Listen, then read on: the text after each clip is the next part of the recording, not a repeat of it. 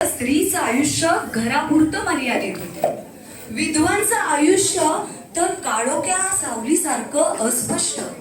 समाज म्हणायचा विधवा शिकणार आणि त्या शिकवणार, हे पाप आहे. आणि त्याच वेळी एक विधवा स्त्री, एक शिक्षित स्त्री पुढे येते, शिकवण्याची परवानगी मागते. समाज तिला बोट ठेवतो, नावं ठेवतो, तिला मान खाली घालायला भाग पडतो. पण त्या वेळेला सिंहासनावरती एक असा राजा बसलेला होता. तो फक्त सिंहासनाचा नाही, न्यायाच्या सिंहासनाचा राजा होता. त्यांनी ठामपणे स्पष्ट शब्दात सांगितलं, ती स्त्री शिक्षित आहे, तिच्याकडं ज्ञान आहे. मग तिला ज्ञान देणं नाकारणं हे तिच्या बरोबरच त्या शिक्षणाचा सुद्धा अपमान आहे. त्यांनी त्या स्त्रीला नोकरी दिली, संरक्षण दिलं आणि समाजाच्या तोंडावरती उत्तर सुद्धा दिली, ती आपल्या कृतीतून. त्यांनी न पाहिलं तिचं विधवत्व, त्यांनी पाहिलं तिचं ते ज्ञान. समाज अंधश्रद्धा पाहत होता, पण शाहू महाराज एक शिकलेली स्त्री म्हणजे एक शिकलेली पिढी पाहत होते. हा एक क्षण नव्हता की ज्यातून फक्त एका स्त्रीला आयुष्य मिळालं, तर यातून अनेक स्त्रियांना घडवलं गेलं. एक असा राजा जो जुन्या आणि चुकीच्या परंपरेचा कैदी न होता समाज परिवर्तनाचा दीपस्तंभ बनला. असा हा दूरदृष्टिकोनाचा राजा माझा राजा. शिकणाऱ्याला मान देणं ही गोष्ट अजूनही काही जणांना पटत नाही. पण एक राजा असा होता की त्याने एका गरीब, दलित आणि होतकरू विद्यार्थ्याला मदत केली. तो विद्यार्थी म्हणजेच डॉक्टर बाबासाहेब आंबेडकर. आणि त्यांना मदत करणारे राजे अर्थातच शाहू महाराज. शाहू महाराज जेव्हा मुंबईला बाबासाहेबांना भेटायला गेले तेव्हा बाबासाहेब म्हणाले, महाराज तुम्ही का आले? मला निरोप दिला असता तर मी आलो असतो भेटायला. तेव्हा महाराज म्हणाले, मी तर परंपरेने राजा झालो, पण तुम्ही तर विद्वत्तेचे सम्राट आहात. असा शिक्षणाचा आधार करणारा राजा म्हणजेच राजर्षी छत्रपती शाहू महाराज. मंडळी, सामाजिक आरक्षणाचे जनक म्हणून ज्यांना आपण म्हणतो ते आपले राजर्षी शाहू महाराज. त्या काळी विशिष्ट समाजालाच स्थान होतं, त्यांना मान मिळत असे. परंतु समाजामध्ये बहुसंख्य असे काही लोक होते की त्यांना न्याय मिळत नसे. आणि त्यांना न्याय मिळण्यासाठी काही अधिकाऱ्यांना शाहू महाराजांनी आपल्या वाड्यावर बोलवलं आणि या अधिकाऱ्यांसमवेत आपल्या सहकार्याला सांगितलं, आपल्या सेवकाला सांगितलं की आपल्याकडे जे घोडे आहेत त्या घोड्यांना एका भांड्यामध्ये चणे आणून दे. आणि शाहू महाराजांनी आपल्या अधिकाऱ्यांना तिथे घेऊन गेले. तिथे घेऊन गेल्यानंतर त्यांना जाणवलं की सशक्त जे घोडे होते त्यांनी सगळे चणे खाऊन टाकले, परंतु जे अशक्त घोडे होते त्यांना काहीच मिळालं नाही.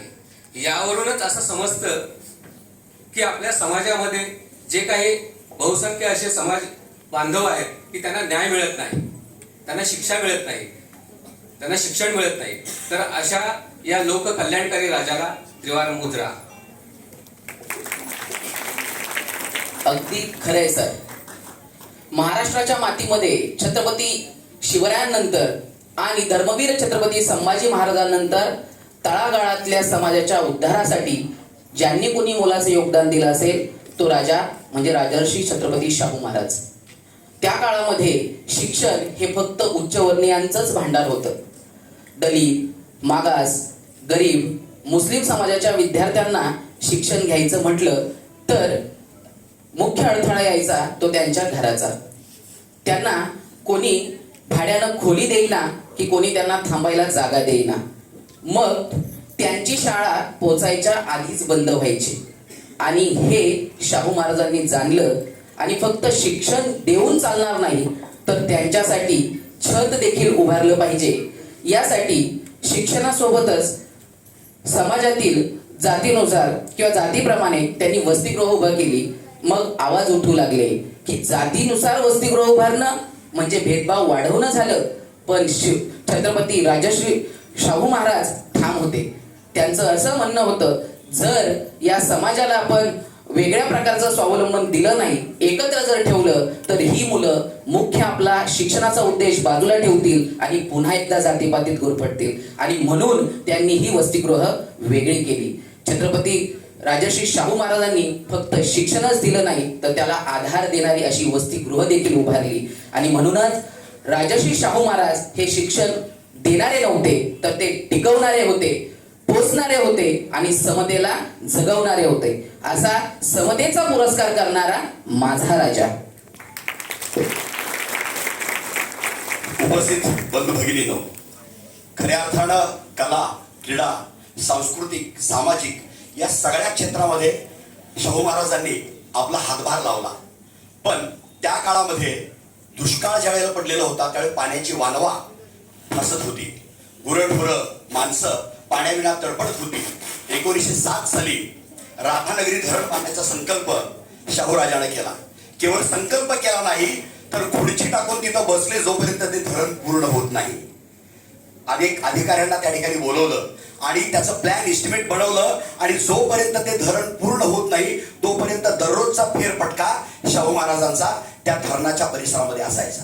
आणि आजही 100 वर्षापूर्वी 1907 साली बांधलेलं धरण कुठल्याही पद्धतीचा एक क्रॅक सुद्धा गेलेला नाही. आज बांधलेले पूल, ब्रिज किती धडधड पडतायत आपण बघतोय. पण कितीही दूरदृष्टी शाहू महाराजांची. आणि त्या काळामध्ये बांधलेलं धरण त्याच्यावरती आजही निम्मा कोल्हापूर जिल्हा पाणी पितोय. शेतकरी आपली शेती पिकवताय. शेतकरी हा जगाचा पोशिंदा आहे. तो जगला पाहिजे. तो जगला तरच ही जमात, ही सगळी समाज जगेल. अशा पद्धतीची भूमिका घेऊन खऱ्या अर्थानं मोठ्या दिलाचा राजा माझा शाहू राजा.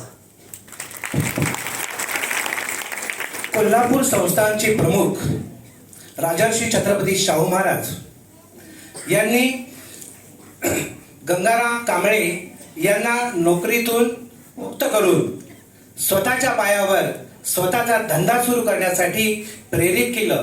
नुसतं प्रेरित केलं नाही तर त्यांनी कोल्हापूरच्या परिसरातील टाउन हॉल या ठिकाणी सत्यशोधक नावाचं एक हॉटेल काढून दिलं. गंगाराम कांबळे हे अस्पृश्य समाजाचे होते, पण तत्कालीन उच्चवर्णीय सवर्णांना ते मान्य नव्हतं म्हणून त्यांच्या हॉटेलमध्ये ते चहा पित नव्हते. त्यामुळे शाहू महाराज जेव्हा कोल्हापुरामध्ये फेरफटका मारत असत तेव्हा आपल्या सहकार्यांसोबत आवर्जून या सत्यशोधक हॉटेलमध्ये चहा पित असत. कोल्हापुरातील हा प्रसंग अस्पृश्यता निवारण्यासाठी एक मैलाचा दगड ठरला. अस्पृश्यता निवारण्यासाठी प्रेरणा देणारे, मार्गदर्शन करणारे, समाजामध्ये सातत्य ठेवणारे असे राजश्री छत्रपती शाहू महाराज तुमचा, आमचा आणि सर्वांचा सामाजिक परिवर्तनाचा राजा. राजर्षी छत्रपती शाहू महाराजांबद्दल आणखी एक गोष्ट सांगायची म्हटलं तर शाहू महाराज हे फक्त समाज सुधारक नव्हते तर ते कलेवरती आणि खेळावरती प्रेम सुद्धा त्यांचं तेवढी निस्सीम प्रेम होतं. आता खऱ्या अर्थानं त्यांना कुस्तीवरती जरा जास्त प्रेम होतं. ते स्वतः एक ताकदीचे पैलवान होते, त्याच्यामुळे त्यांचा कुस्तीचा कल जरा जास्त होता. पण त्याची असं आहे की त्या कोल्हापुरामध्ये त्यांनी अनेक तालमी तयार केल्या आणि त्या तालमीमध्ये महाराष्ट्राच्या कानाकोपऱ्यातील पहिलवानांना त्या ठिकाणी आणलं. त्यांच्या खाण्याची, पिण्याची, त्यांचे उदरनिर्वाह सर्व गोष्टींची चौकशी त्यांना मदत त्यांनी केली. पण हे महाराष्ट्रापुरतं मर्यादित राहिलं नाही तर पूर्ण देशभर शाहू महाराजांची ही कीर्ती पसरलेली होती. आणि पंजाब सारख्या देशामधून सुद्धा, राज्यामधून सुद्धा अनेक पहिलवान त्या ठिकाणी त्याचं तालमीमध्ये सहभागी झालेले होते.